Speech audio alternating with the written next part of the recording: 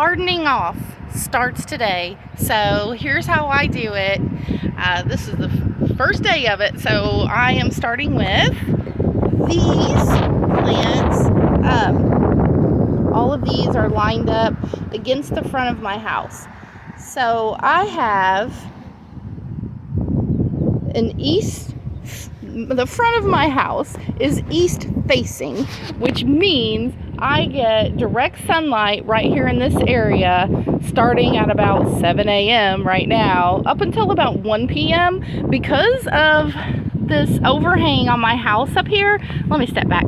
Because of this overhang, this area right here will get pretty hot direct sunlight until about 1 p.m. After that, these are going to be in the shade.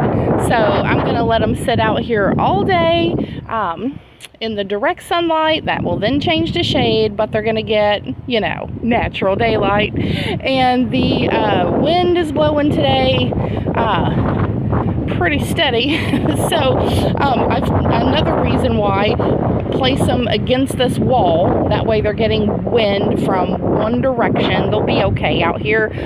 They've had oscillating fans blowing on them for the last week and a half to 2 weeks, so they'll be okay with this. They should be okay with this wind. They're pretty hardy. These are what I'm doing. These are different types of marigolds and chamomile that's going to be planted throughout the garden for companion gardening to help with pests. So I wound up with some basil stuck in here somehow, but anyway, so these marigolds are the French double dwarf. This is your basic marigold, but they don't get real tall, about 12 inches, and then heavy with blooms. They're nice and stinky for rodents and pests that don't like that smell. So I have a whole bunch of those. Still the dwarf. Then I have these really cool, decided to grow this year, Mission Giant Marigold. These are supposed to get big, puffy, yellow pom-pom looking things, kind of like the blooms that have like draping parts of the bloom on them. So that's what these are. At least that's what the package showed, is that they're really beautiful. So I decided to give these a try. Not something you're going to find at your local garden center.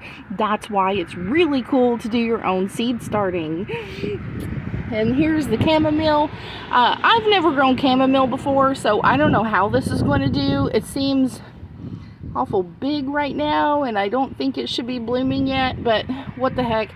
I'm going to plant it amongst the tomatoes and peppers and especially cucumbers and squash, because from what I've read, they help to repel those old nasty squash bugs.